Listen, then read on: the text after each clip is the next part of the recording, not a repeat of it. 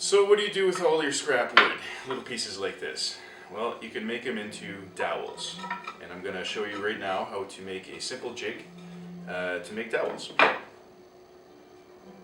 the nice thing about that is that you can make them out of the wood that you want instead of having to just have the wood. Like you can have darker dowel woods or stronger wood. Because usually the dowels you get at the stores are made from birch, which are okay, but sometimes a little flimsy. And you can make them out of, like I said, any size that you want. So here we go. That's how you do it.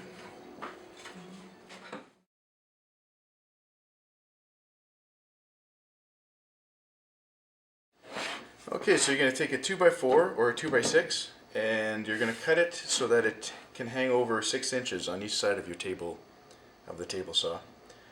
Reason being so that we could clamp it on many positions. And what you're going to do is push it right up to the edge like this and mark it on this side. And then push it to the edge on this side, mark it here. And basically we're going to be cutting it down to about something like that so that it's easier to clamp. Okay, so we're going to take this access off here, basically.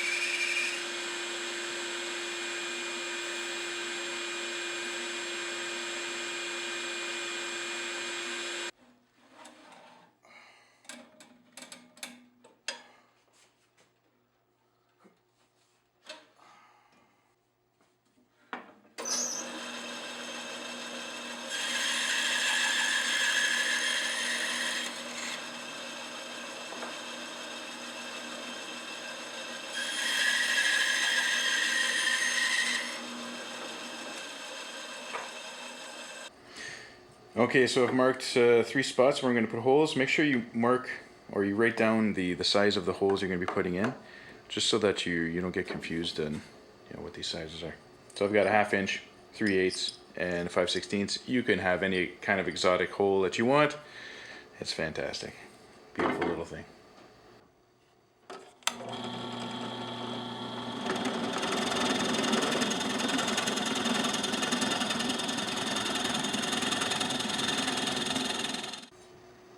Alright, now that we drilled our holes, what we're going to do is mark a line that comes up right up to the side of the hole. We want the blade to come up to this side, not in the middle, but on the side, so that it's the way it works basically. It works a lot better when it clips out on the side. Like such, and then this one too. Just like that. Alright, so see how I've got this aligned here? It's pretty much going to cut on this side of the line, not that side. And it's going to come up right up into here, and that's pretty much when you can stop. You don't have to go further than that, because you just want the blade to come out just a bit so that when we do our dowel it'll do its cutting there. And clamp it down. I've got mine clamped down. It's pretty sturdy. So I'm just going to slowly raise the blade till it gets up to that point there.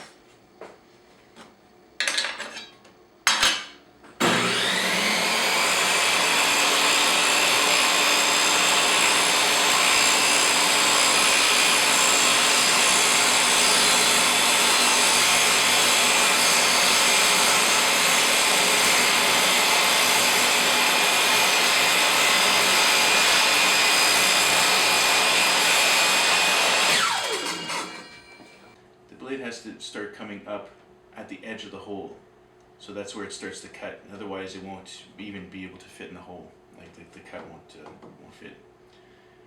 So that's the position that you want it at. Okay, so your pieces of scrap wood, you want to cut them down. Like, let's say you're working with the 1/2-inch hole. You want to cut a square piece that's a little over 1/2 inch like, you know, per side. And also what you're going to want to do is kind of cut it so that you could fit it into a drill, and then hold it there so that you'll be able to twist it through with the drill. And at the other end, where you're going to start into the hole, you want to drill, taper it down so that you have a nice spot to start in. So this is what we're going to do now.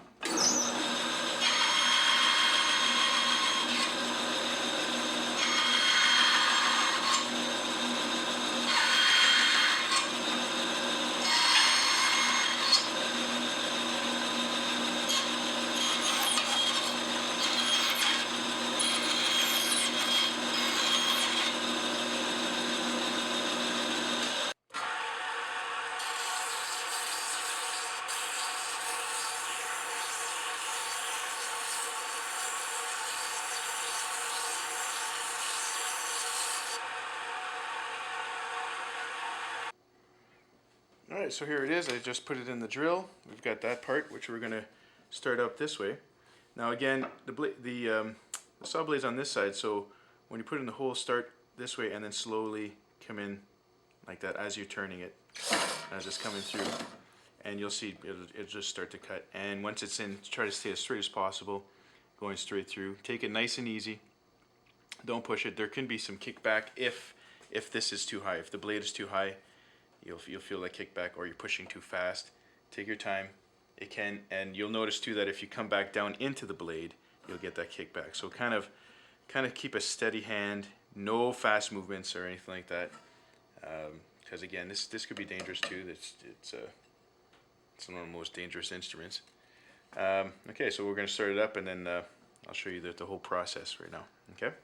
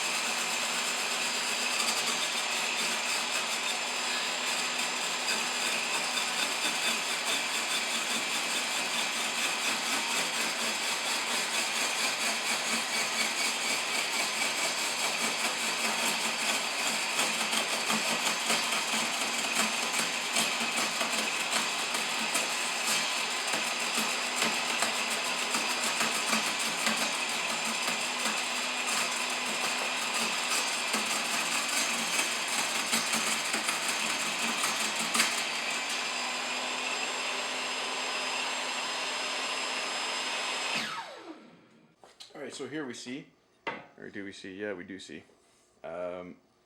It didn't quite do a consistent size.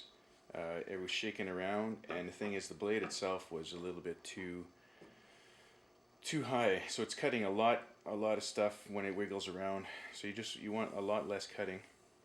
So the blade could come a little bit down. So this is obviously not a 1/2 inch, right? So you got to play around with it and stuff. Now to finish it off, see how there's access here? To finish it off, what we do is we just tie this onto the other and then pull it through, basically. But you don't have to. You just cut that off if you'll measure it right, type deal. Anyways, we'll try it again with the blade down.